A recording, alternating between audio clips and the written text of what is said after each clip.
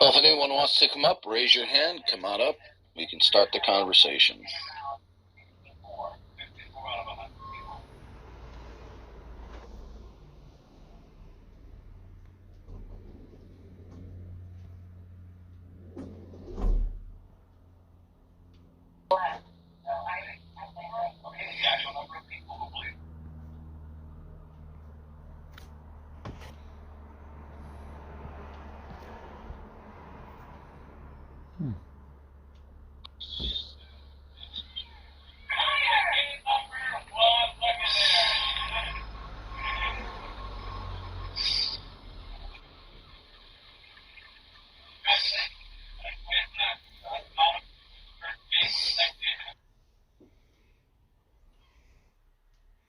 Nobody wants to talk to Darth. I don't understand why.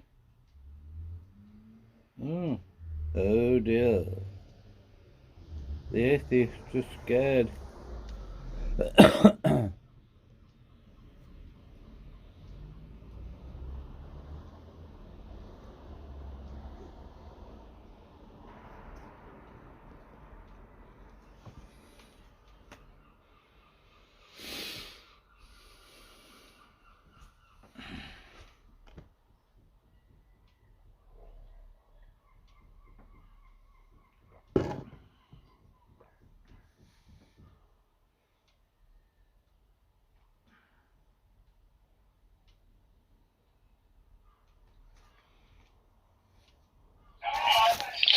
Well, if we any atheists up here who don't, or who do, I should say, who do want to defend that atheists don't lie, come on up, raise your hand.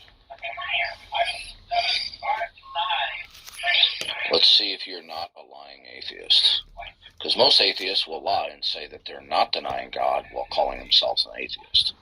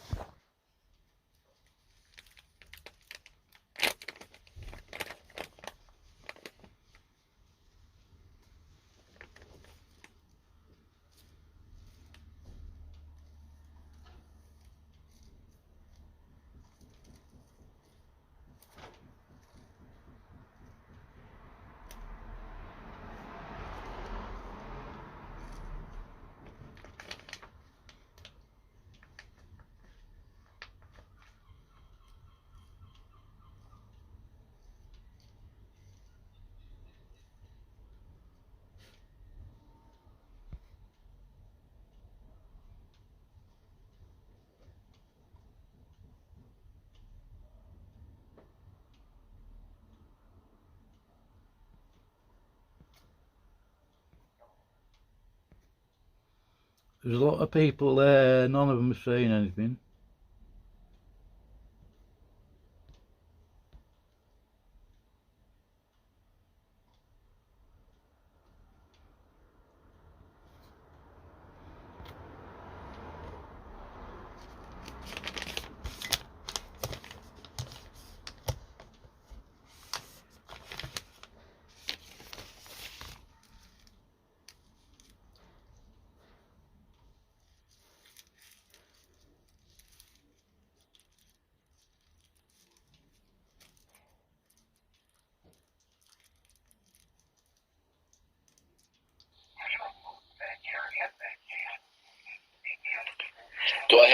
Am I tired of having the same conversations? No, because it's the most important question of human existence. That is the existence of God. That simple. And one's eternal destiny is dependent upon that.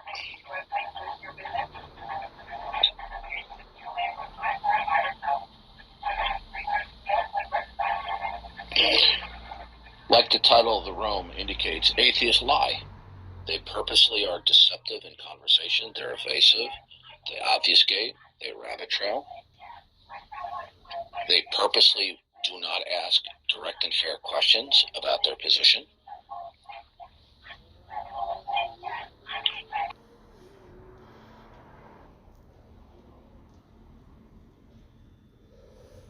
Why are they all quiet? Why aren't they putting their hands up? I don't understand. Some of these are atheists.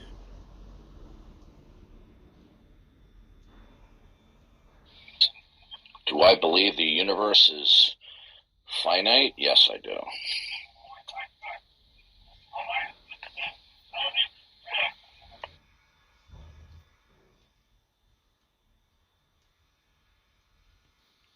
I guess maybe you're not aware, Dr. Herbert. I'm a Bible-believing Christian, so I believe the universe is finite because it's a creation of God.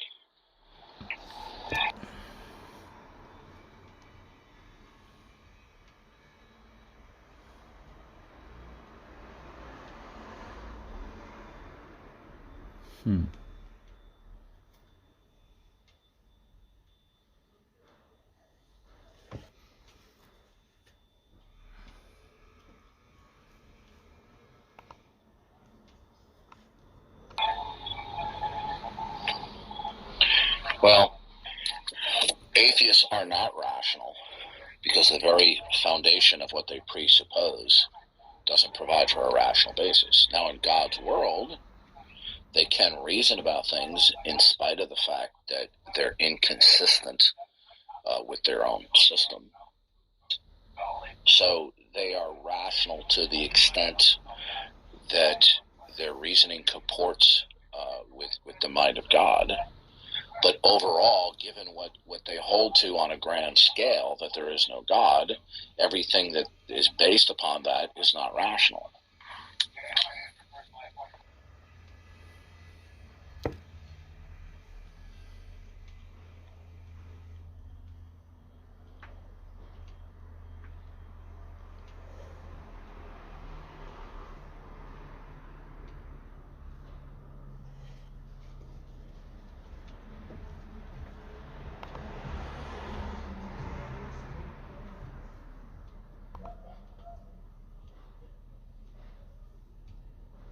This world.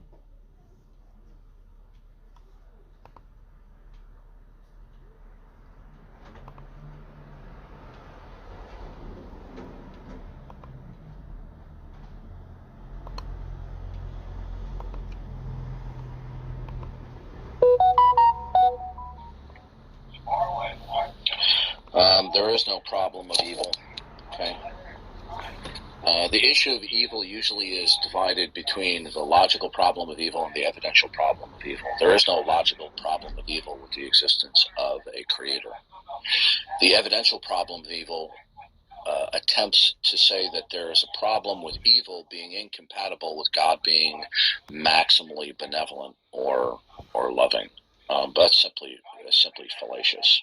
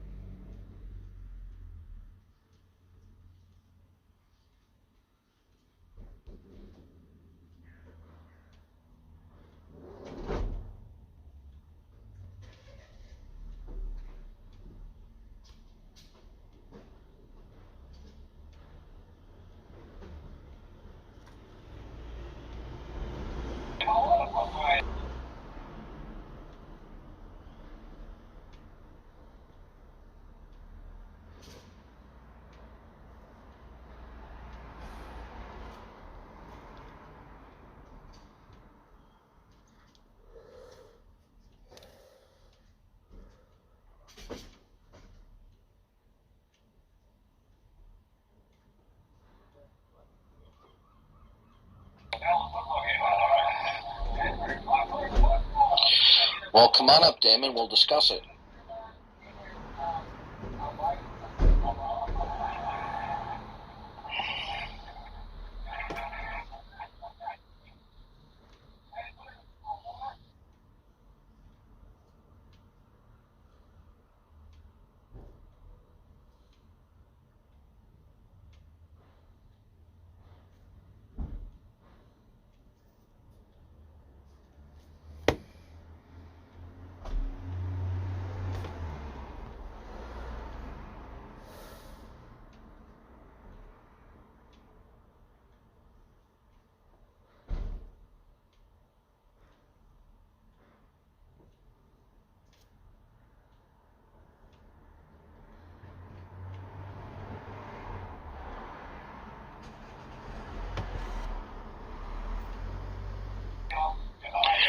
we're looking for a few non-cowardly atheists to come up. But I don't think we have any non-cowardly atheists.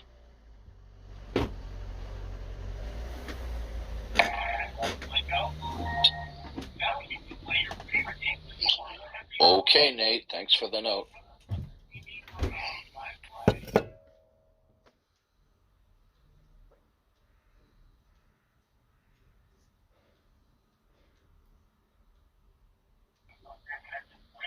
Hey, bro.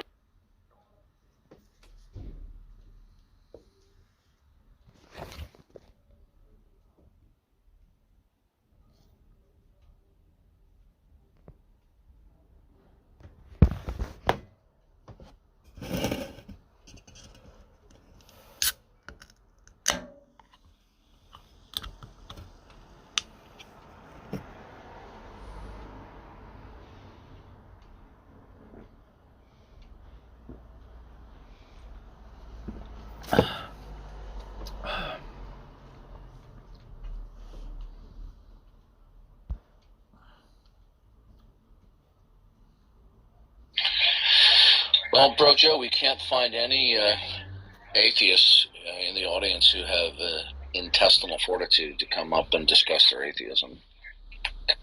I was wondering, why is no one coming up? You got a large group here. Yeah.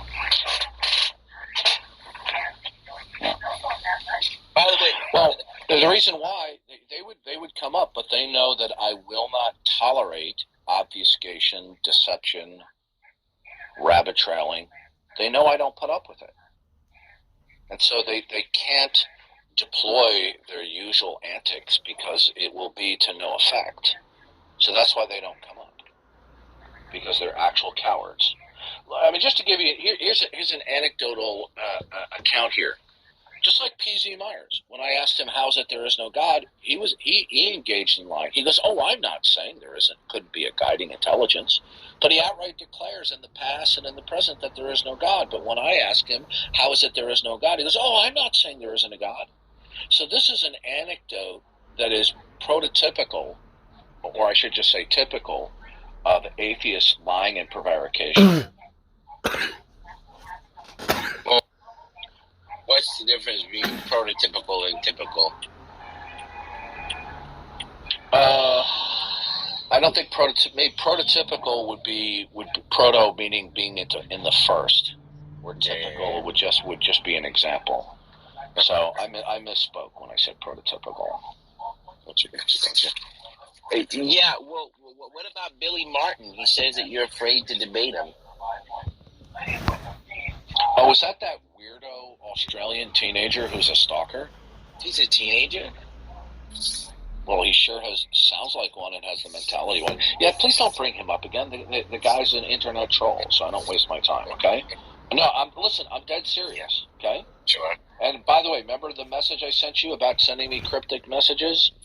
Oh, if you're going to send me messages, make it clear to me what you're talking about, okay? Okay. All right, thank you. Oh, by the way, we're talking about William Lane Craig, and some people had said he wasn't a Christian because he had interesting views of the Trinity, or he denied God was in control of everything. Well, I wouldn't go so far as to say he wasn't a Christian, but I would say that he has a number of views that I find very problematic. Welcome, John. What would you like to say? Good morning, guys. Just really quick on the topic of the room, lying atheists and white knight Christian moderators.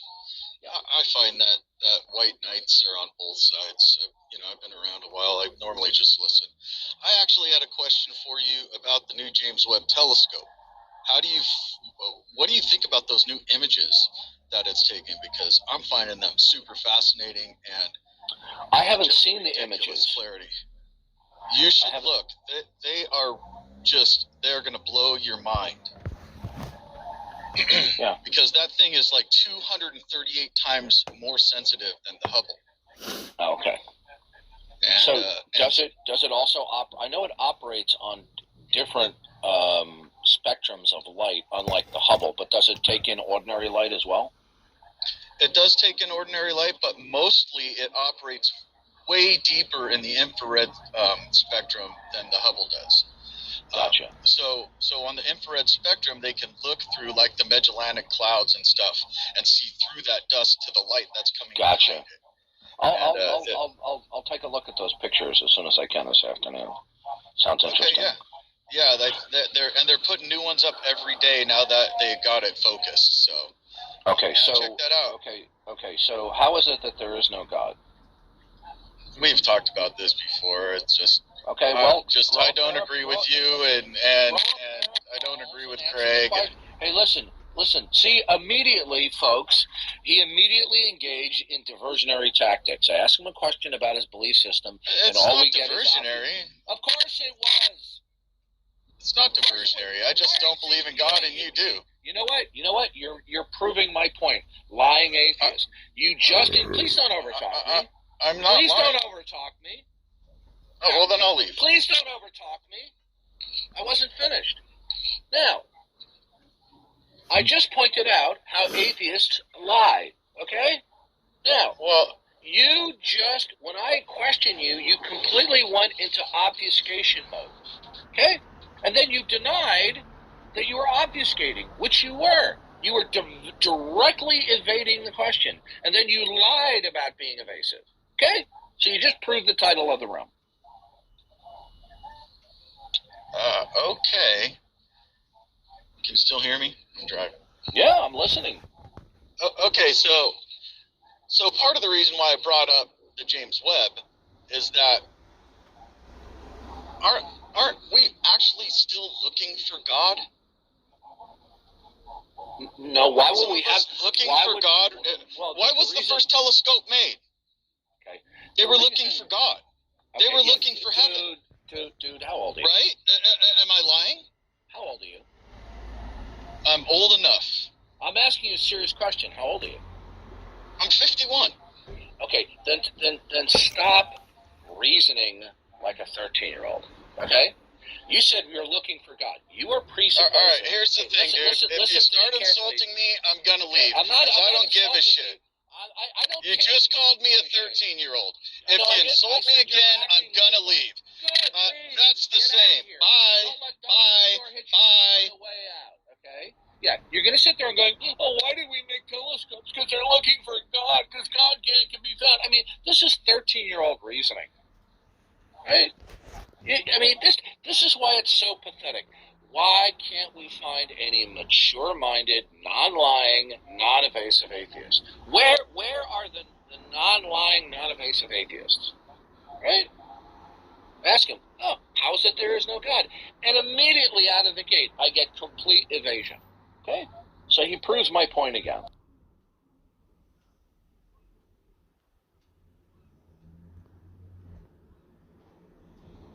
This is what they do. Because they cannot actually, in a mature and an intelligent fashion, defend what their real position is that God does not exist. They have to engage in any number of verbal tactics of deception and evasion. This is what they do.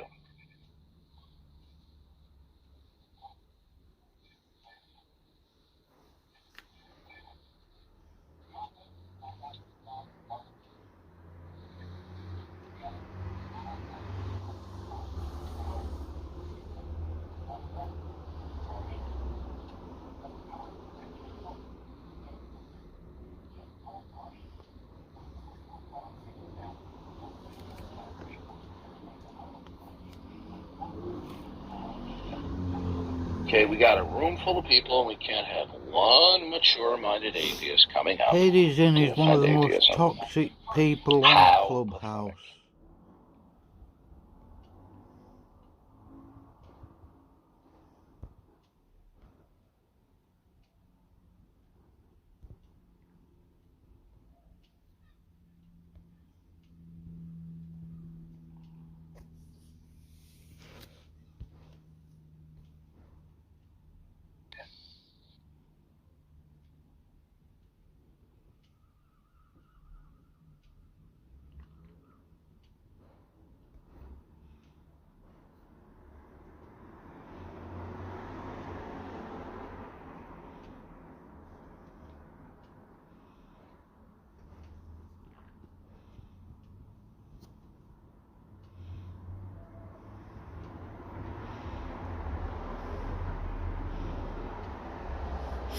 Looks like nobody's gonna bother.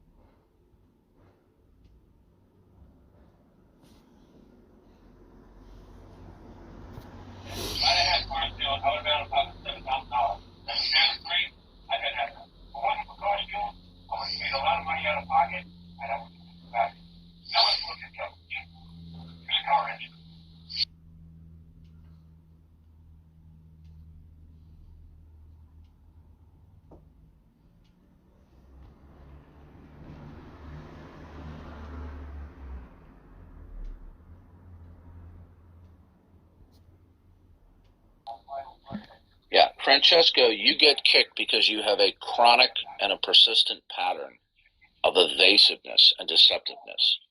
Once it reaches a pinnacle in any given chat room, that's when you get kicked. There's only so much deceptive responses I'm going to tolerate.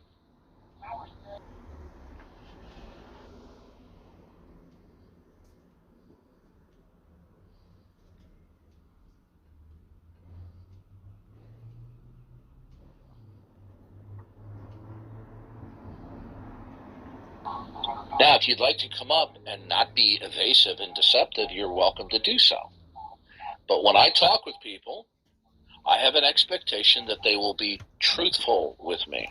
They will be transparent and not engage in deceptive responses.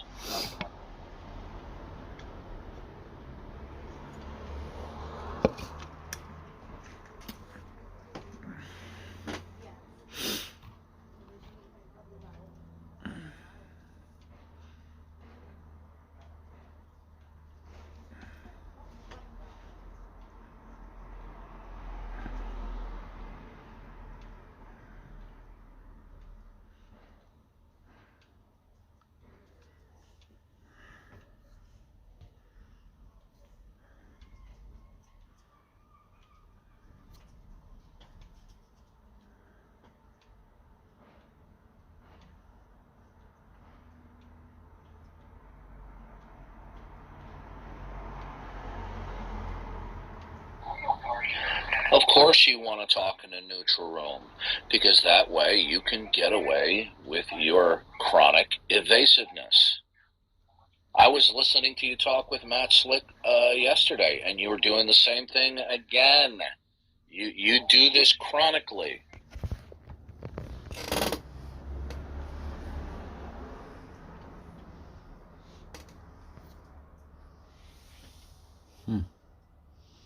None of them come up and talk to him. And yet there's how many in the room there? 4, 8, 16, 24, 25, 27.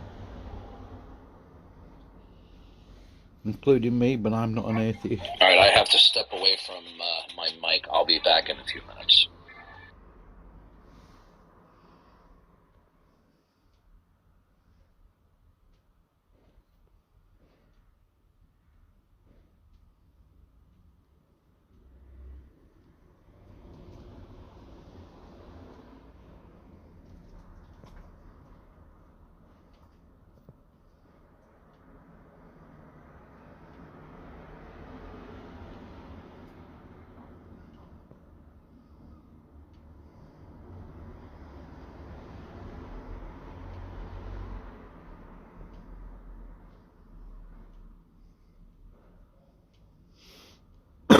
Darth's not afraid. That's why he's there. Screw.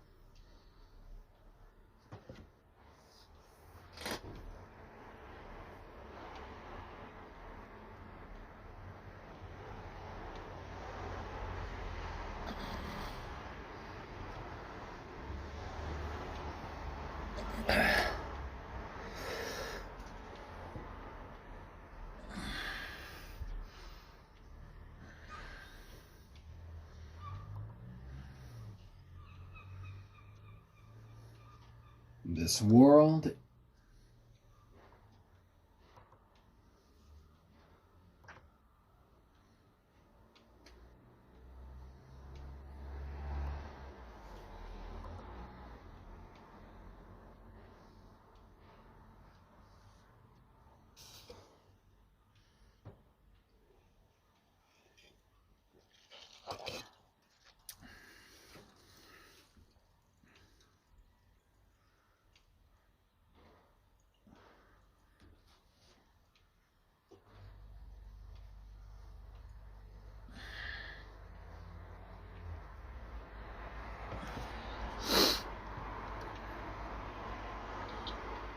back.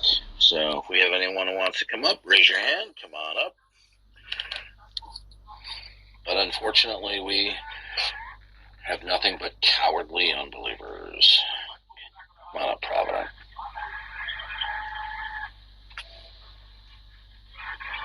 Hi, Dart. Hope all is well. Hello, everyone. Hey.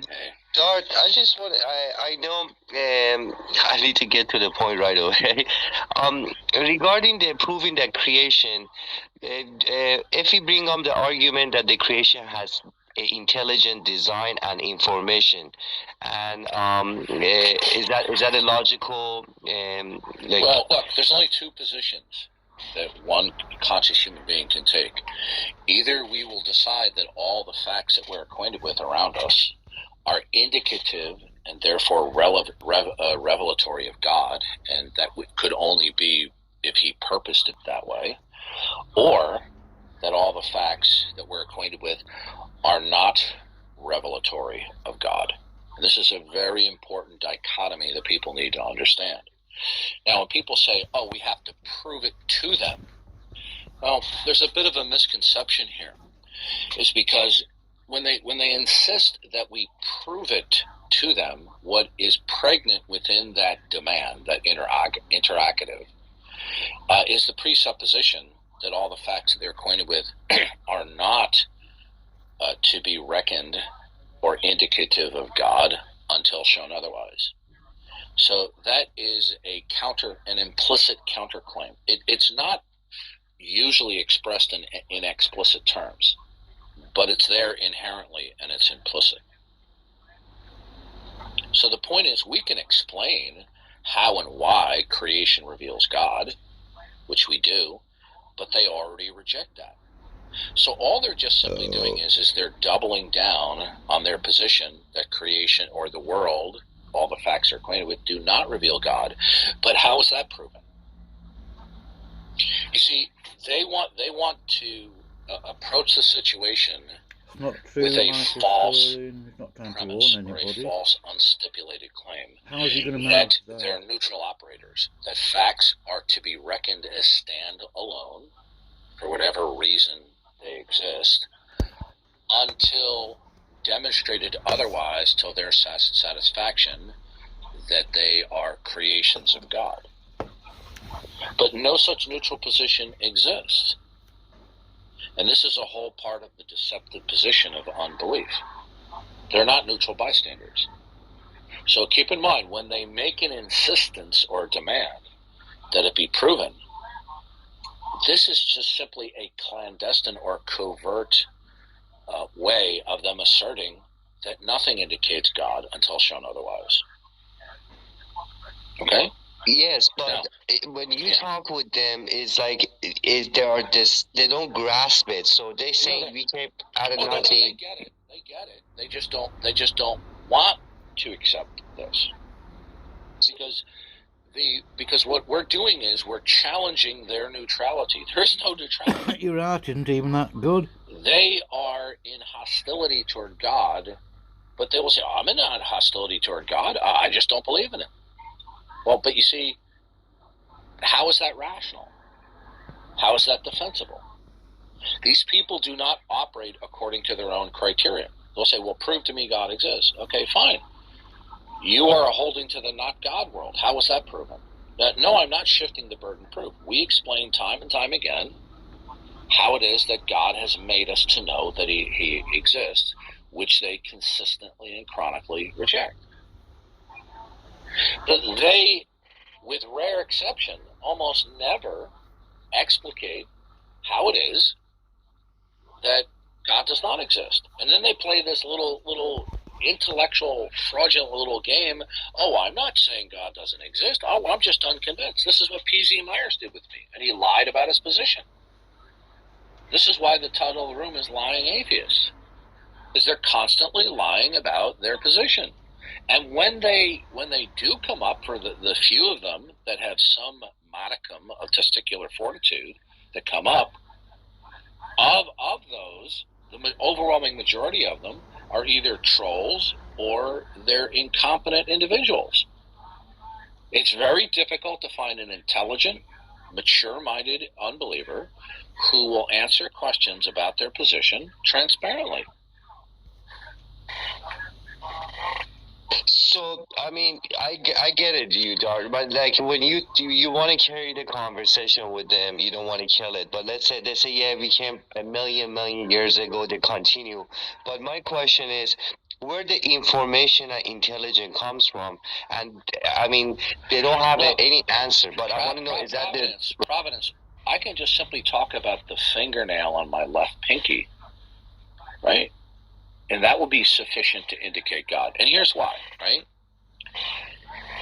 Either every individual state of affairs, or quote facts, however you want to categorize it, okay? Either it begins in the mind of God and is implemented and sustained in God's creation, and therefore the fingernail on my left pinky or the rock on the side of the road is what it is, because God is the ultimate starting point for that and reference point, or not. Now, in the God world, the factness of facts depends upon that the thing in question emanates from the mind and the plan and the creation and the sovereignty of God. So that's what makes facts a fact. A fact is not simply what a human mind simply conceptualizes it to be, right? Because the human mind doesn't impose what things are, right? The human mind hopefully will appropriate what the nature of things are vis-a-vis their ultimate reference point and starting point, that is the mind and the plan of God. Now, when that is not accepted, then the question is, what makes the fact a fact? What is it? What is a fingernail? You see, you can't start talking about the meaningfulness and intelligibility of fingernail without predicating. And when you predicate, you're going to have reference points, right? And if it doesn't ultimately terminate in the mind and the plan of God, then what does it terminate in? Well, the answer for the unbeliever is nothing that is identifiable and defensible. So we only have two positions. Things are facts because they start in the mind of God and they exist within the plan and sovereignty of God. And that's why they would mean something, because it is God's mind that imposes that something is what it is in any given time index or moment. Right? But you see, the unbeliever has this false notion that facts are just facts in and of themselves. And this is ludicrous. It's laughable. Right? Now, when I point this out, they think that what I just said is laughable because they believe to the contrary. But that belief to the contrary is indefensible. That's that simple. What is that called? I want to study the fact is fact, either is mind of God. Like, is there anything I could read a little bit more? When I use the word fact, someone will say, well, what's a fact? I'll say, well, that something is the case, that something is actual and intelligible. You can't separate the actuality and intelligibility of a fact, but the intelligibility requires that the fact in question either be entirely self-contained, requiring no independent or external reference point as to what or why it is, Or the fact in question is what it is because of some external reference point or metaphysical context. So in the Christian worldview, that would be God. The rock on the side of the road is a rock, and it's on the side of the road because it emanates from the mind and plan, and is sustained within the plan of God. Now, when that's rejected, why can't they just go up and say then how do you have facts? So this is why facts in and of themselves are indicative of God. Is because there's only, if not, then you won't have facts. Right? It is the mind and the plan and the power of God that makes a bird what it is at any given moment, and where it has identity over time. Now, who wants to claim that any individual fact is self-contained? So any putative fact will be categorized, or will be reckoned as self-contained or not self-contained. If the fact in question is not self-contained, then what is it fundamentally, metaphysically, that makes it a fact? If factness is not indicative of God, then what is it indicative of? Is it indicative that the fact in question is self-contained? It's se, as we say in theology, that it's of itself, right? No, but the unbeliever has nowhere to go, and they know it. They don't care, because they have a prime directive, to use a Star Trek metaphor. Their prime directive at any given moment is not to acknowledge God as creator and Lord. And so they will concoct any type of mental gymnastics, cliches, sloganing, platitudes, as to why they don't have to acknowledge God as their creator, when the Bible clearly states that ever since the beginning of the creation of the world, God's eternal powers have been clearly seen through what has been made, so that men are without excuse. Now, that's not just an empty religious talk. That's a very sophisticated theological and philosophical position. That even the fingernail on my left pinky, or a blade of grass blowing in the wind, reveals God's eternal properties. Now, if somebody says, well, no, it doesn't, I'll say, good. Then defend that. But they know they can't. So this is why they engage in lying and deception and obfuscation, prevarication, rabbit trailing, dodging. This is why in a room where we have a ton of people in here, we can't get any mature-minded atheists who want to come up. Right? It's because many atheists, if they are going to be forced to be transparent, if the rules of the interaction require them to be ruthlessly participate, and we see this day in and day out. I cited P.Z. Myers earlier. P.Z. Myers is a rabid, foaming at the mouth, not only atheist, but anti-theist. But when he was asked, well, how is it that there is no God? That was the direct question he was asked. How is it that there is no God? And his response is, oh, I'm not saying there couldn't be a guiding intelligence. He was lying. Outright lying.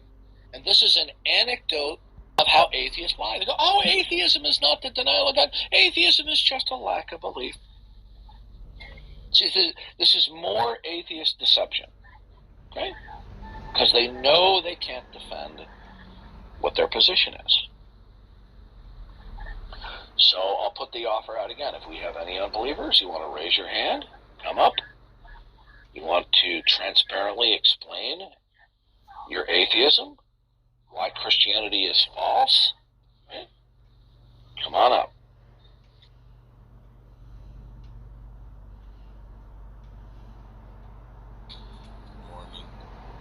Yeah, Mike Phil, please stop misrepresenting my position. Okay? I have said nothing of the kind that the concept of the mind is external to reality. Okay?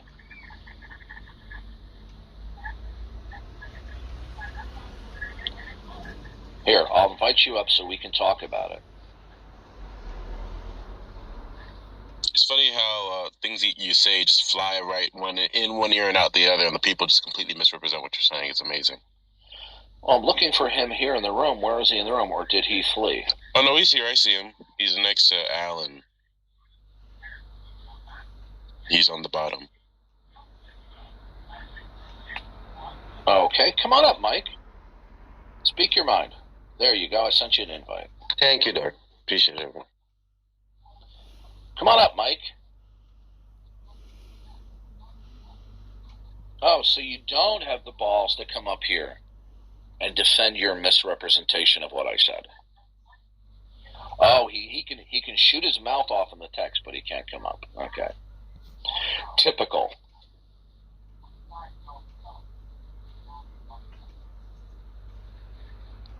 Yeah, well, nobody's arguing that, Dunnington.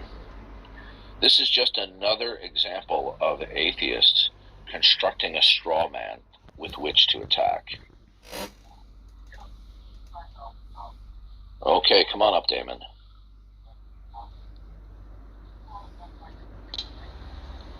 Okay, Damon. Okay, Damon, how is it that God does not exist? Well, I came up because I just heard you say that you said there was an external mind. Please get closer to your microphone. Reality. I'm as close as I can get. Sorry, can you hear me? Please get closer to your microphone.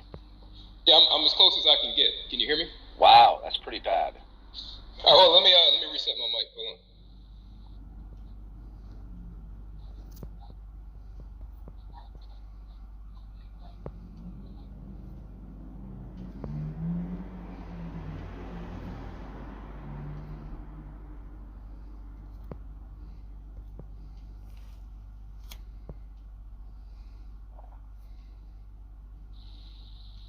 All right, is this any better? Much better, thank you. Okay, how is it that there is no God?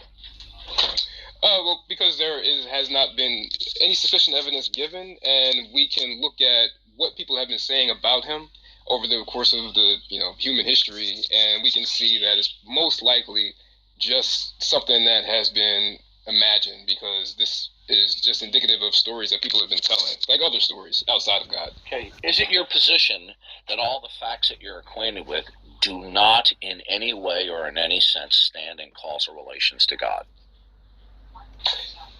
Can you repeat that? I don't know if I caught that. Is it your position that all the facts that you're acquainted with, because you said there's no evidence for God, so is it your position that all the facts that you are acquainted with do not and cannot stand in any way, in any sense, in causal relations to God? No. Okay, how did you determine that? No, I'm saying it's not indicative that they cannot. Oh, okay. So then what you're saying is the facts from your perspective are indeterminate. I'm saying that the rational conclusion would be that he would not exist. You're not following me. You're not following me. When we talk about all the facts that you are acquainted with, the sun, the moon, the stars, the grass blowing you in, the deer running through your back. Very clearly what Jesus came to save us from. It says in verse 21, either that they can and do not stand in causal relations to God, or that the facts and questions are indeterminate. Which of those two positions do you hold to? They're indeterminate. They can't be used to determine it.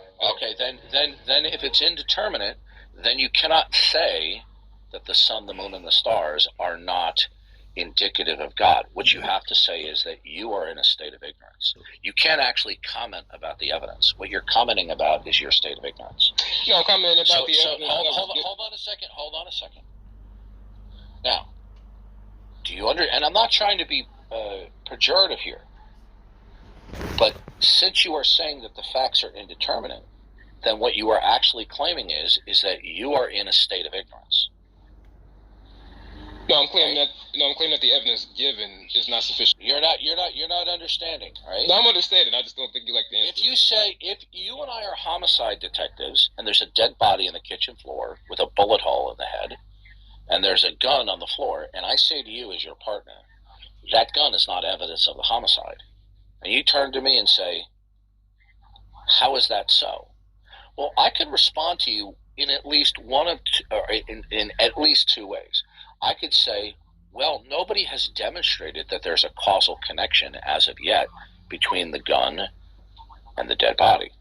Or I could just simply say, well, that is a squirt gun that's been painted black and it looks like a real gun. So it could not stand in causal relations with the dead body. Okay? Now, you have told us that the facts are indeterminate. Okay? You do not know whether or not the facts in question do indeed stand in actual causal relations with God. So that means that when you say there's no evidence for God, you're not making a comment about the actual causal relationship between the facts and God. You're simply making a comment about your state of ignorance. Isn't that correct? No. Okay, so you understand you only have two options, right? Do you understand? No. Okay, so when you say X is not evidence of Y, then what you're saying is X does not stand in causal relations to Y in terms of what it is vis-a-vis its relationship with Y.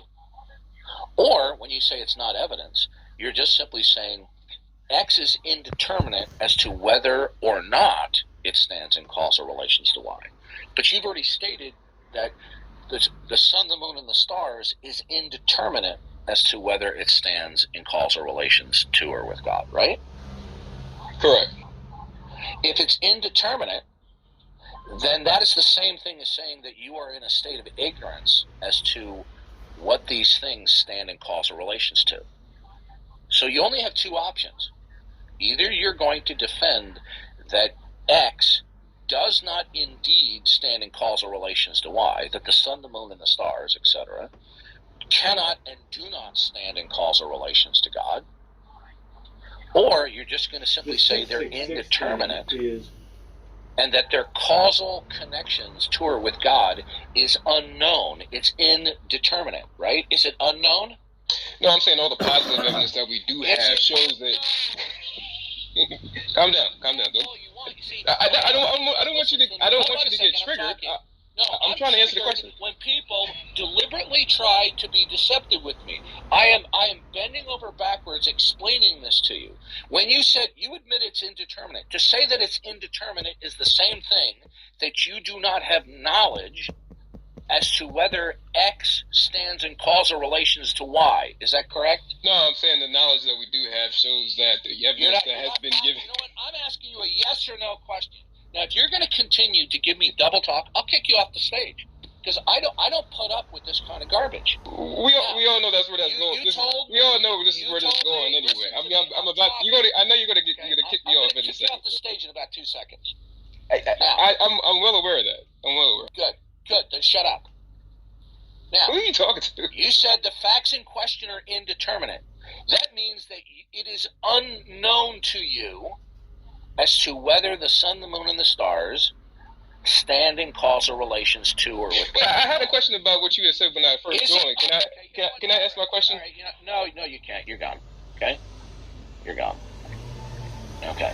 So this is what they do. Lying atheists. He's gone. You ask them direct, straightforward questions, and that's all we do. It's obfuscation and prevarication.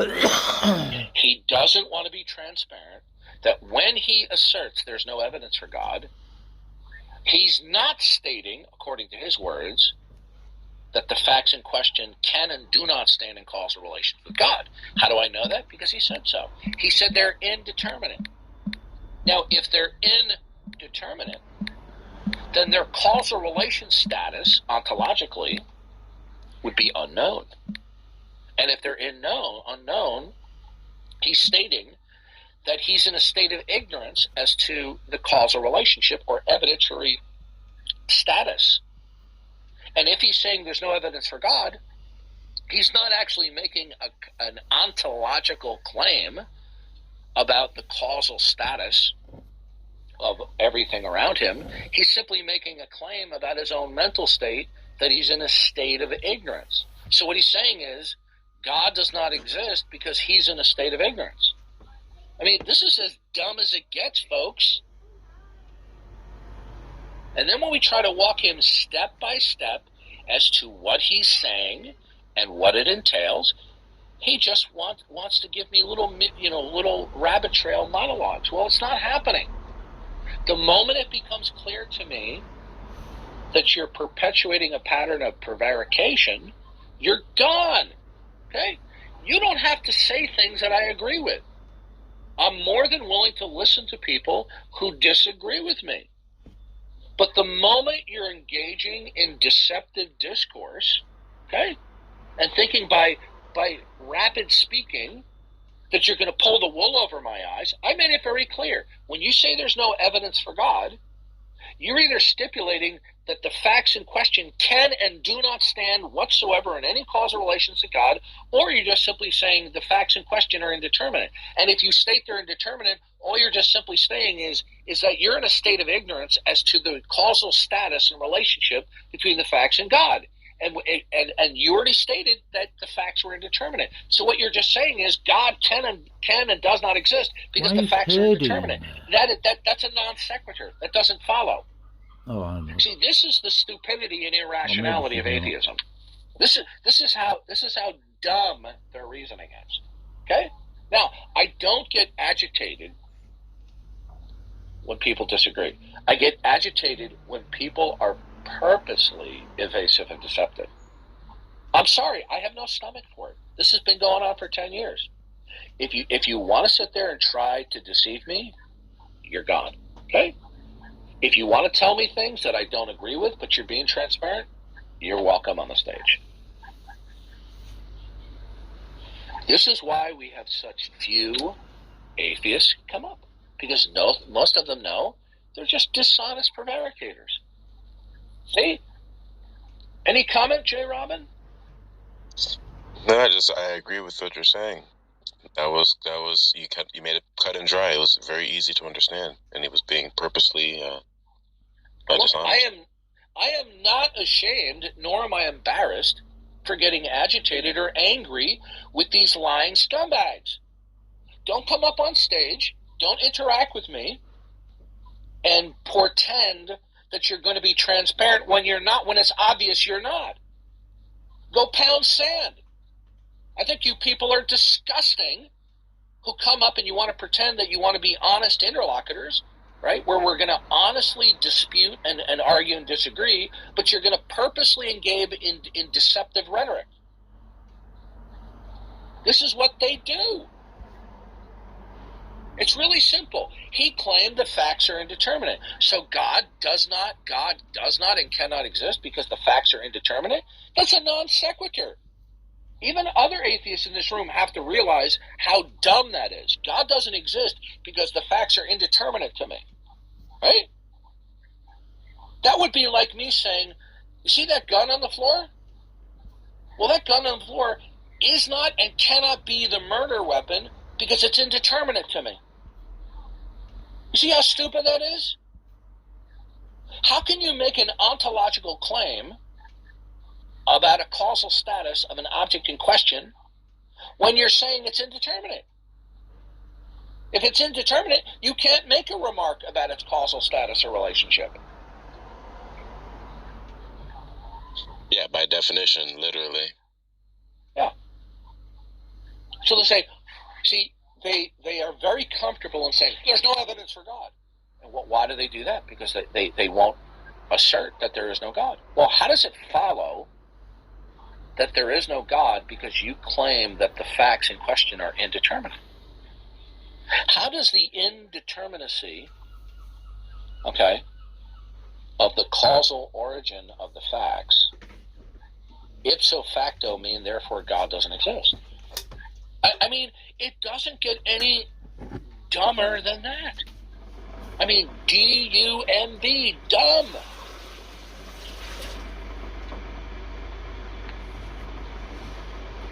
Suppose somebody were to say, well, there is no other life forms. There is no life on any other planet in the universe. Well, why? Well, because it's indeterminate. There is no life on other planets because we just don't know. That is a fair analogy of what the atheists are saying. And it's dumb. But they don't care. They're not ashamed at their stupid reasoning. Come on up, Ray.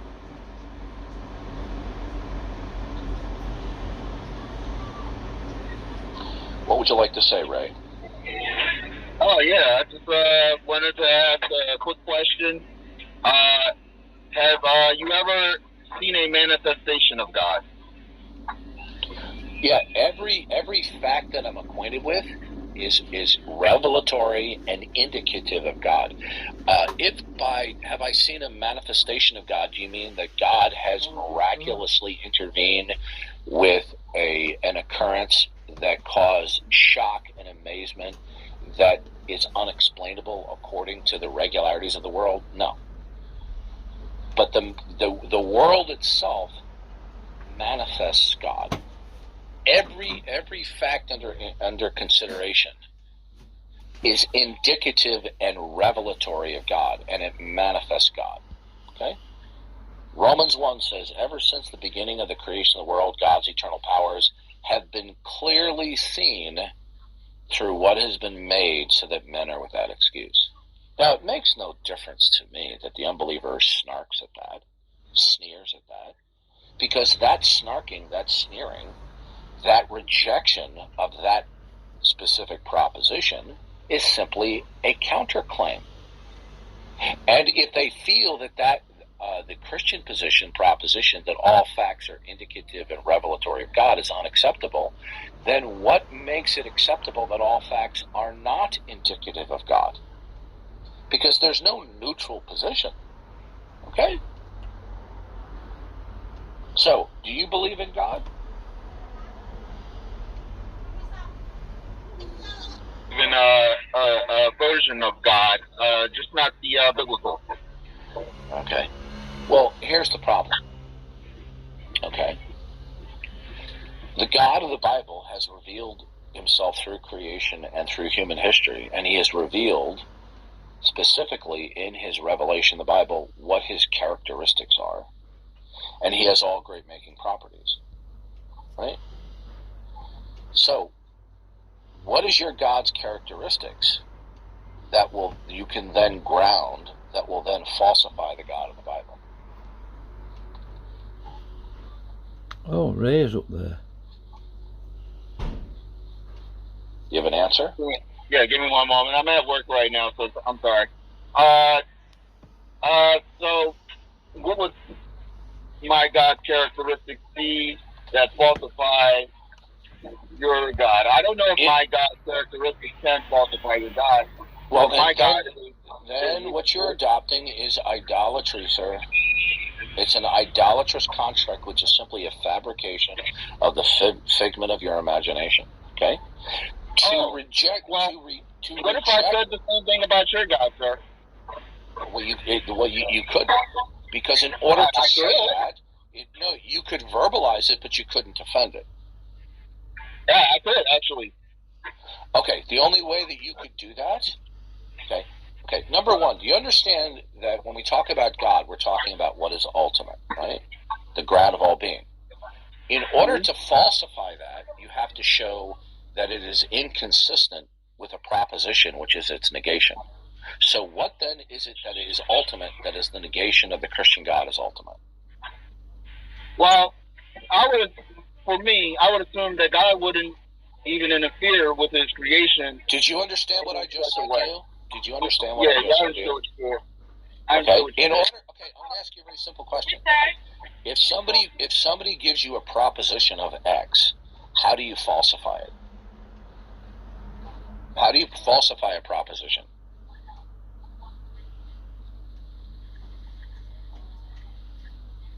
Ray, are you there? Yeah, I'm here. As I said before, I went at work. I'm just a little bit busy. We falsify a proposition by presenting a proposition which is the negation of the proposition. So in order to falsify the Christian God as ultimate, as the supreme being and the eternal self-contained creator who has created and sustains all things, in order to falsify that, you're going to have to start with the foundation is ultimate and its characteristics that will provide a basis and a foundation to falsify anything else. So if I falsify anything in this world, ultimately it's going to depend and derive upon the existence and characteristics and attributes of the Christian God. Okay? Now, if you're going to falsify the Christian God, then what foundation are you standing on in order to falsify the Christian God? Yeah, weren't there other concepts of God before the Christian God? That's not an answer to my question. Who is your God? My God is the Almighty John, existence, sir. Okay, sir, that doesn't... I'm asking you for his attributes and characteristics. Existence. That's it. Okay, you're wasting my time. You're giving... Well, I'm sorry. Listen to me. I have talked Well, I'm sorry. I apologize for I have wasting your talked time. to 14-year-olds on You don't Discord. seem to want to take please, an understanding. You want people to take an understanding on it for you? I'm gonna have to mute your microphone, okay? Right? Now, listen to me carefully. The answer you gave is incredibly, vastly worse than answers that have been given by 13, 14, 15-year-olds on the internet. That's how bad that answer was, okay? And I'm not going to pull any punches with you. It was Hold on a worse second, I'm than listening to childish something I'm answer. recording. Okay? So you Sorry don't about that. have... Not being rude, I'm just...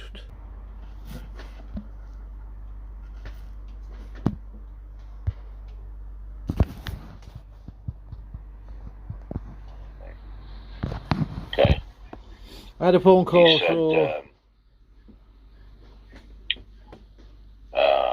he says, I didn't mock you. He says, I did share your text because it was highly inaccurate, inflammatory, and not becoming of Christian behavior. I want others to know so they can act accordingly. So, is that in accord with what you heard, Pork? No, not exactly. It was more like, oh, wow, you ought to see the text that the messages that Darth's sending me. Here, let me screenshot them so you can see this. Then they talked about how they didn't know whether or not if you were a true Christian. Oh, did they say that? No, that was, no. Well, it was more Steph. Okay, you know what? He sits there and he quietly tolerates this. Now, if I did that to other people, I'd be kicked off the stage. I was removed from the stage in that room when I was calling into question the legitimacy of a professing Bible-believing Christian, and I didn't challenge his faith, for having a profile picture of Martin Luther King based upon the fact that King is an antichrist. He does not believe in the resurrection of Christ, doesn't believe in the virgin birth, etc. Right? Yeah, that's what I heard. And then Steph came in, and then after you got kicked out, she was talking about, oh no, plagiarism is fine. People quote other people all the time, but that's not quoting someone is not plagiarism. She's speaking out of ignorance. Okay, she doesn't know what she's talking about. The doctoral committee found significant evidence that King was plagiarizing portions of his doctoral dissertation. It wasn't that there was a citation that inadvertently left out its reference. Okay? It was a clear, wanton act of plagiarism. But because Martin Luther King was an up-and-coming public speaker, they decided to give him the doctorate anyway. They gave him a pass. Just like people have been giving Martin Luther King a pass when it is well known by people who are willing to look at the publicly available information about his public and private conduct. Right? And I'm saying to this Bible-believing Christian, you're a Bible-believing Christian, and you're putting a picture of Martin Luther King, right? And he goes, well, I don't have to respect all his faults, but, he was significant in the civil rights movement. No, he wasn't. He simply jumped on the bandwagon, and because he had a great gift of oratory, right? People, you would have think that the civil rights movement was concocted in King's mind. It wasn't. By the way, his name isn't even Martin Luther King. It's Michael King. Okay? Even his name isn't real.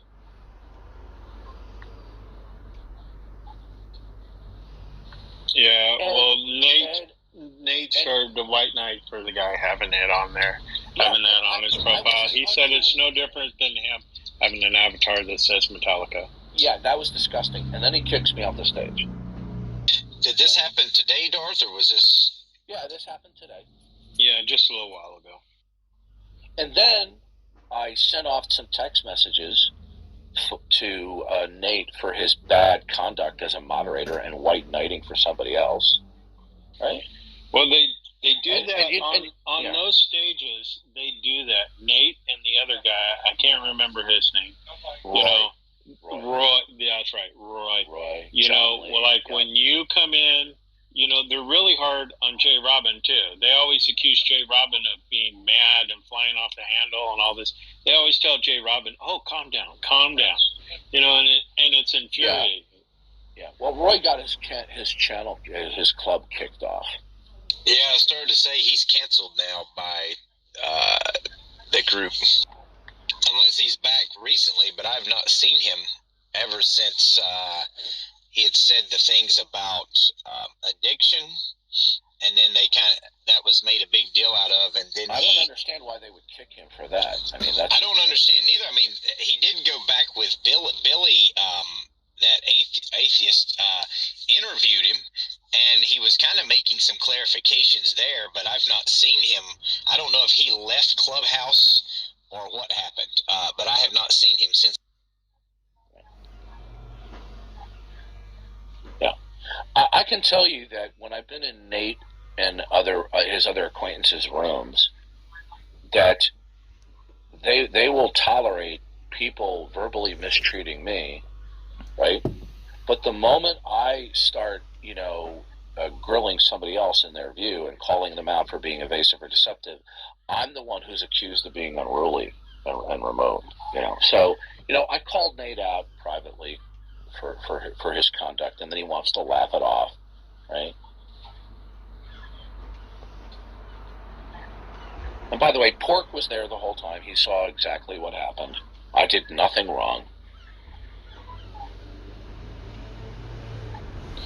Okay, Alan, we invited you. You have your hand raised.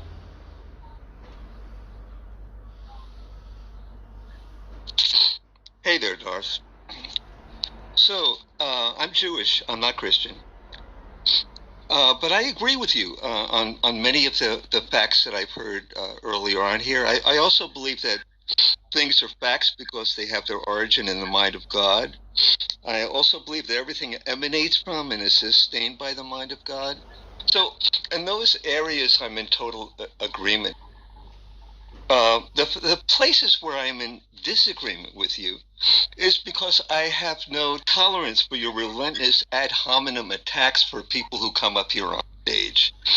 I find it's really kind of that you're an embarrassment as a Christian theologian. That's a generalization when you say it's an ad hominem attack. Yeah, and I was clearly in that. You call them lying scumbags. How is that not an ad hominem attack? It's spot on accurate. This is what they do. I'm talking about their. You call them lying scumbags. Going to let me answer, or are you just going to keep on over talking me? Well, that's what you do, don't you? You want to talk about misbehavior. Are you going to stop over talking me and let me respond? Did he take off like a coward? Oh, he took off. So he wants to come up here and do an ad hominem, claiming I'm doing an ad hominem. Saying they're lying scumbags is not an ad hominem if it's true. No, I moved him. It wouldn't even be an ad hominem if it was false. Bring it back up. Okay, bring it back up. Okay. It wouldn't even be an ad hominem if it was a false. You're not attacking them to invalidate their position. Okay, Alan, I've been doing this for 10 years. And with rare exceptions, to one degree or another, right? And there are different degrees of this. Atheists constantly and chronically engage in lying to and with me when I ask them clear questions about their positions. They have different positions. Listen, I agree. Listen. I'm not done yet, Alan, I'm not done. Okay? So calling them out for being scummy liars is not an ad hominem if they chronically and persistently do it. Now, do you want to tell me? Wait a second. Let me respond to you. First of all, that's not true. That's absolutely idiocy. You know, when you say that calling them lying scumbags is appropriate, it's never appropriate. I mean, if you're a man of, if you're to a Christian, that's appropriate to do that, to use to go down to that level of behavior. Yes, in fact, Jesus, when Jesus was speaking of the vaunted religious leaders of his day, these were men who publicly led a life claiming that they were giving their whole life in service and devotion to God. Jesus didn't simply call them lying scumbags, to use American vernacular. He said that they were rotting corpses in whitewashed tombs. Now, that's a problem. Hold on a second. To me, that's a problem as a person who believes in God. Okay, well, here's the problem then. So, in other words, there aren't people who profess something about themselves publicly, but they are completely the opposite in their inner lives. Well, Jesus said that they're wolves in sheep's clothing. So as a Jew, I try to educate them. I try to educate and I love them, and I try to bring them to the truth. That's not what you're doing. Well, not only that, Jesus said how is it unloving to? It's unloving to call them lying scumbags. I disagree with you. He hid himself from the. Well, you can disagree. Okay. I understand. Yeah. If there are people who persistently and chronically, as a method of operation, deploy deception, they're not just liars. They're scumbags. Okay. You're not going to get anywhere. Darth, listen to me. Hold on a second. Have you ever called somebody a scumbag? Listen to me. You're not going to get anywhere. Have you ever called somebody a scumbag? You're not going to get. Have you ever called somebody a scumbag? You're not going to get anywhere by doing that. Okay, listen to me. You see, you're doing exactly as an example of what I'm saying that they're doing. I just asked you a question. I'm speaking to you. I'm not attacking you. I'm speaking directly to you. Okay? Now, have you ever called somebody a scumbag? Listen, if everything... Okay, that's the 5th time I've asked you. I'll ask you one more time. Have you ever called somebody either openly or privately in your own mind or privately a scumbag? If I have, I regret it. Why is it regretful to think that somebody is a scumbag or to call them out as a scumbag? Because it doesn't get you anywhere with them. First of all, the issue is not whether it gets you somewhere. The question is it an accurate characteristic? No, I think the issue right here, you being on stage, is whether you're going to get anywhere with it. Okay, you see, you know what you're doing? You are prevaricating. Every time I ask you a question about your criticism of me, you are purposely prevaricating. Do you know what the word prevaricate means? I certainly do, but I'm not prevaricating. I'm telling you the truth. Do you realize that's what I'm telling you the truth, and you... Okay, one more time.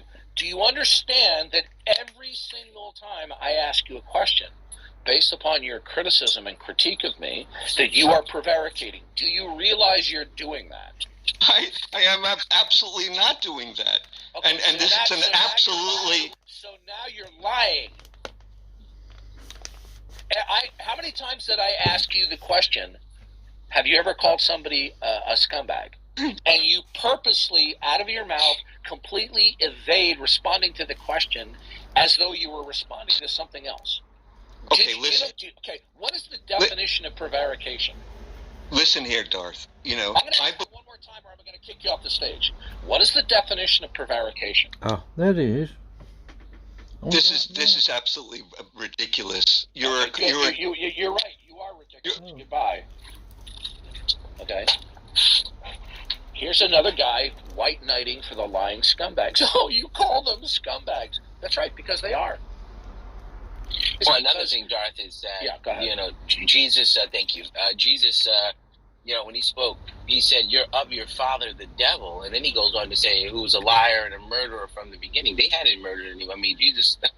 I mean, so this idea that Jesus wouldn't have insulted someone. I mean, it's unloving. No, it is not. It is not. It is not unloving in certain circumstances to confront people with their reprehensible conduct. And by reprehensible, I mean where they are portending that they are being transparent and truthful, but the whole time they're purposely being deceptive and evasive and engaging in obfuscation and prevarication. Well, And apparently he does. He engages in the same thing. Haiti's saying in the back channel that he calls atheists. What'd she say? He calls them lying piranhas. Godless piranhas. Oh, godless piranhas. And also, we have to. It's not an ad. Wait a minute. He calls atheists godless piranhas. Yeah, that's what someone was saying in the back channel. And this guy, well, if that's true, I don't know that it's true, but if it's true, this guy's the nerve because I say that they're scumbags. He's hung up over the word scumbag. Really? Yeah, but he's okay with godless piranhas. Oh, would it make him feel better if I called them sleazy? Well, it wouldn't be an ad hominem even if the accusation was false, because your goal is not to discredit their argument by attacking their persons. It's the wrong use of when I call them lying scumbags, I'm simply characterizing their verbal conduct. Yeah, is your goal to take down their position by doing that, or to validate an argument? No. I'm simply I'm talking about their bad faith interaction. So it's not an it's not even doesn't even qualify for an ad hominem. No. Yeah, I mean, if you read Matthew, I'm really tired with this mealy-mouthy Christianity where we're really trying to get the atheists to like us. Okay, notice how what he said to me, where he was bringing out that it wasn't, quote, effective. The point is, it's not about being effective. It's a call. It's about speaking the truth, confronting these people with their evil ways, with their lying ways, and calling them into repentance and faith in Jesus Christ. Well, first off, I really doubt that the guy believes that you don't call someone out for something egregious. It doesn't even sound real. Like, what world is he living in? I rarely will say to somebody's face, or it's not common, right to their face, you're a lying scumbag. Okay? I have on occasion, but when I'm generalizing over my uniform experience, what I find out is that a majority of atheists, to one degree or another, are just prolific liars and deceivers. They're evasive. Look at this guy. I call the atheists out for their lying and their deception and their prevarication. And I asked this guy 5-6 times, do you ever call somebody a scumbag? And he's completely evasive. Yeah. Right? Because he doesn't want to admit that he has referred to people either publicly or privately as scumbags. But if I do it, I'm a bad guy because I use the word scumbag. If he had never called somebody a scumbag publicly or privately, he would have said so. Right? But he calls them lying piranhas. Right? Yeah, I mean, if you want to do a little Bible study, if the atheists want to open up their Bibles and read Matthew 23, you see Jesus just go on a rant, just using all kinds of names, like Darth had mentioned earlier. Dead men's bones, called people vipers. Children are destined for hell, and one of I think it was Brojo mentioned in John where he says they're of their father the devil, who is a murderer from the beginning and the father of lies. So I mean, it doesn't get any worse. It doesn't get any worse than that kind of an epithet. It doesn't. Likening them to Satan himself, being the father of lies and a murderer. I mean, and he wants to fault me for saying scumbags, and now he wants to say when Jesus called out these religious leaders who were misrepresenting the God of the Bible, that what Jesus was saying is wrong. Okay, fine. You're in for a rude awakening, my friend, as a Jew on Judgment Day. Because you are going to be standing there with all those lying piranhas, and you too are going to be sent to eternal damnation because you did not repent and accept Jesus Christ. You're in for a very rude awakening.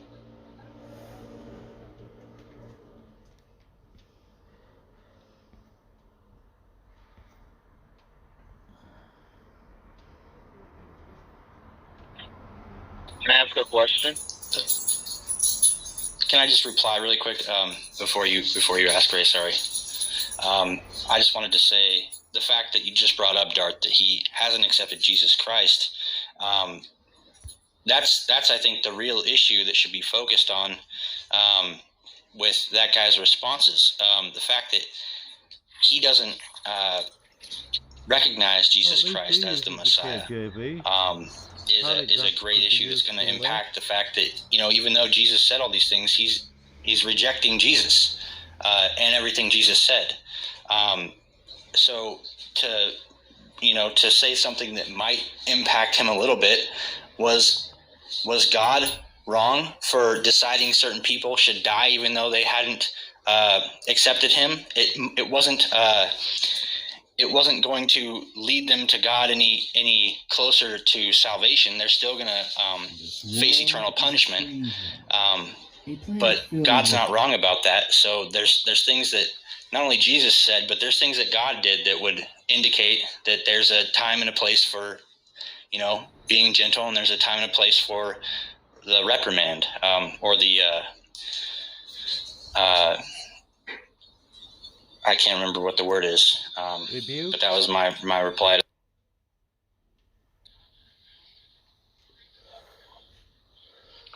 Well, Go ahead, what's Ray. mealy mouth? Oh, go ahead, Ray. All right. So I just had this thought in my brain. Do any of you guys Christians think that maybe the Bible, and I think it has like a very extensive timeline. I don't know how many years worth of this timeline that is discussed within the Bible. But do you think any more could be added to the Bible as it stands? No. So because God in His providence, right? The Bible is what it is because of the sovereignty and the providence of God. There were other letters that Paul wrote, okay? But that doesn't mean that those particular letters were inspired by God, okay? But God chose to preserve those writings that he did inspire, and to preserve them through the course of human history in what we now have as the Bible, okay?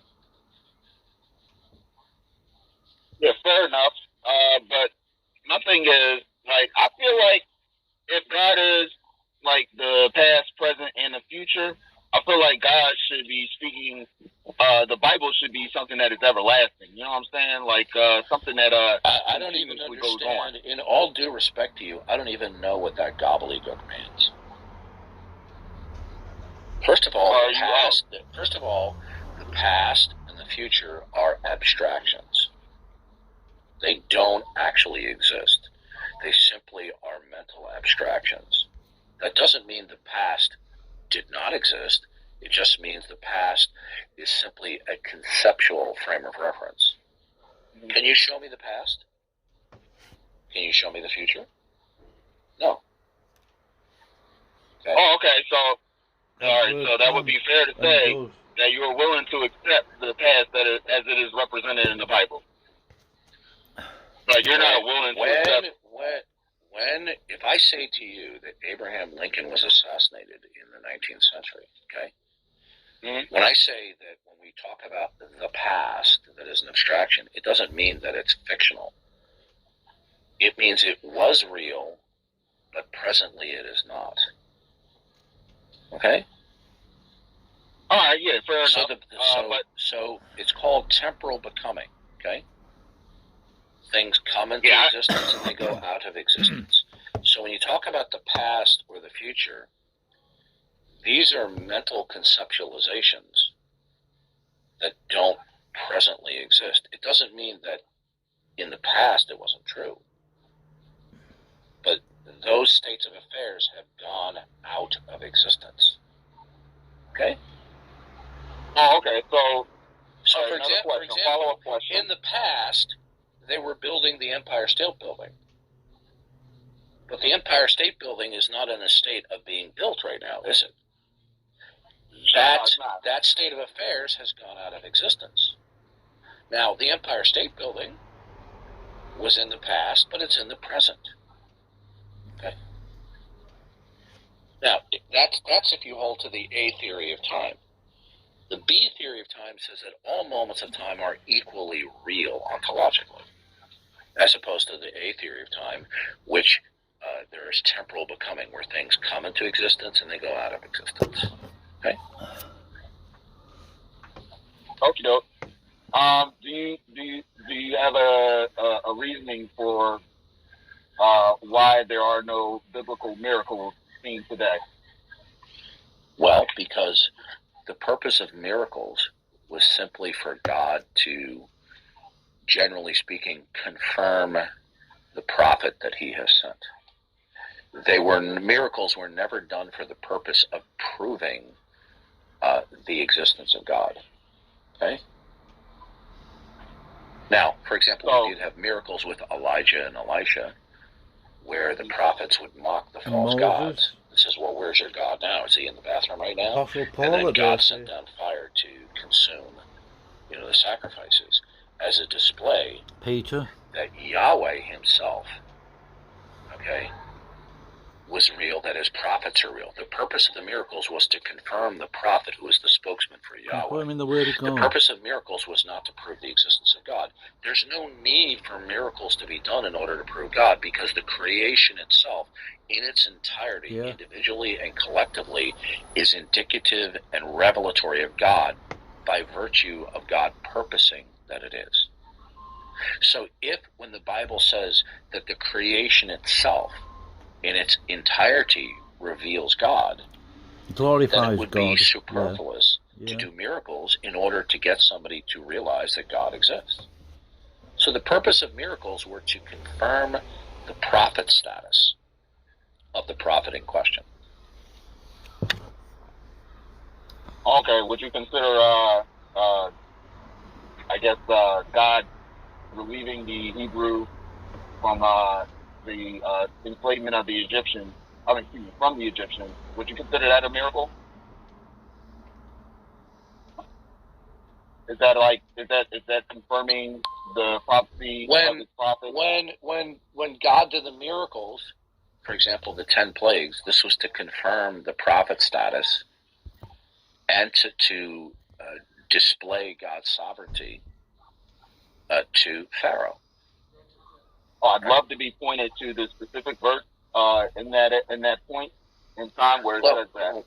When you read through the Bible, what's the 5th book in the New Testament? 5th book of the New Testament? Was that Genesis, Exodus, Leviticus, Numbers? No, in the New Testament. Oh, in the New Testament? I forget. Okay, so you're not really that well acquainted with the Bible, are you? I haven't read the Bible in a very long time. I'm being honest with you. So you're not okay. Well, when we look at miracles in the Bible, they were almost always done for the purpose of confirming the status of the prophet in question. Okay? They were never done for the purpose of proving the existence of the Supreme Being, the Creator. Okay? They were for the purpose of confirming the prophet who was a spokesman for Yahweh, the God of the Bible.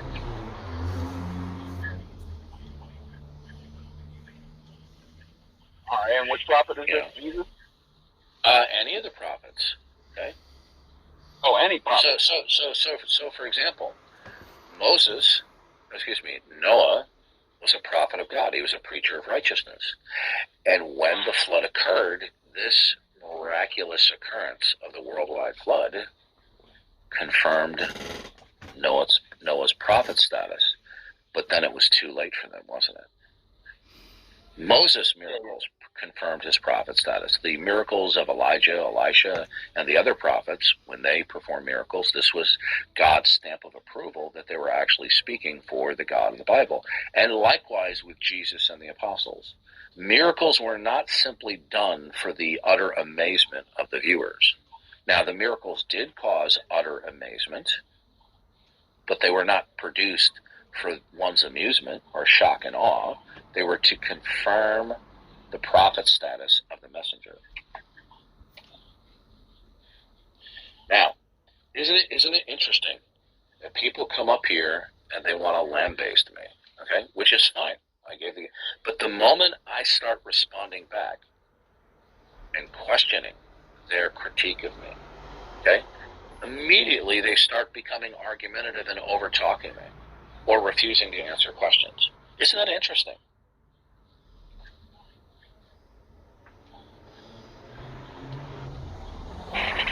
Well, the guy faults me. The guy faults me, not you, the other guy. The guy faults me for calling. Oh, I can't believe you, Dave, news unit, lying scumbags, which I have excellent reasons for making this generalization. Are there exceptions? Of course. But generally speaking, they deploy deception, obfuscation, and prevarication as a method of operation, as an MO. Why do you keep saying 10 years? It's close to 12 years at this point. All right, I stand corrected again. More 10 plus years. Listen, I'm not pulling any more punches. I'm tired of these liars. And you know what? Can you believe this? God is going to fall upon you if you don't repent. Christian court hearing in session. Believe in Jesus Christ. The wrath of God. Everyone else versus Smoky Saint in the news unit. And you're whistling past the graveyard when you choose. Oh, there's no evidence for God. Just like the last guy I talked to. There's no evidence. God doesn't exist because there's no evidence for God. Say, okay. Let's analyze that. So when you say there's no evidence for God, I mean, this is just right? totally... Are you saying that all the facts you're equating with can and do not stand in causal relation to God? Well, I'm not saying that. Dissonance. So are the facts indeterminate? Yeah. Oh, so God doesn't exist because facts are indeterminate? Arrogance. Christian court hearing in session, or please... the utter incompetence of such a statement, really? Then they start engaging in lines of baggery. You know, this is what they do. What do they think they are? You know, and to be fair, Dark, when you have a conversation with an atheist and it's a good back and forth, you constantly, tell them thank you for being honest, not dodging, for not, for having, you thank them for having a good conversation. It's not. Yeah, I do. But do I ever get credit for that? Nope. I love Matt. No. I don't agree with the Calvinist thing. I don't think he's an absolutely full-on super duper they don't like my style, right? But look, Matt Slick is here. Okay, Matt Slick is nowhere near as abrasive or as confrontational as I am. Okay, that's my opinion. But they still give him exactly the same treatment that they give me. Okay. So, and the way people have spoken about him, including Smokey, a monkey wrench into the gears. Praise I am. Because they calling can't him be transparent and truthful about what when he left the room in a so-called debate discussion on Clubhouse, afterwards, Matt Slick left. Welcome, Matt Slick. I started recording because I knew what was coming. Hey, how are you guys doing? I sent Matt a recording of that. You see, I could be a cool cucumber, just like Matt Slick. He was going to have a debate with Smokey, hopefully. I mean, because they're dishonest. I like Matt had an interesting conversation with an atheist yesterday regarding time. From having a debate with Smokey. And he was speaking about all the intricacies of time so. And how God must be in time, out of time, and all this. And then when Matt asked him for a definition of time, he couldn't give one. Yeah. Oh, that's rich. That is rich. Yeah, I was listening to that. That what is rich. Tosh. Yeah. Yeah, we can just simply, we don't, God is not in anything. God just simply is. By the way, a book you might find interesting read, Matt, is called The End of the Timeless God. By R.T. Mullins. He takes the position that God is not to be reckoned as timeless, but that he's just simply enduring. God is from everlasting to everlasting. Are you there, Matt? Yeah, I gotta help my wife with something, and then I'll be driving to the doctor's appointment, and then I'll listen in more fully. So give me a couple 3 minutes. Sure. Well, if we have any unbelievers who want to come up and want to be truthful about their position, you're more than welcome to vigorously disagree. But we don't countenance prevarication. We don't sanction copy the chronic obfuscation. I hope this is being recorded. Yeah, replays are on. See, we only get people either who are trolls or incompetent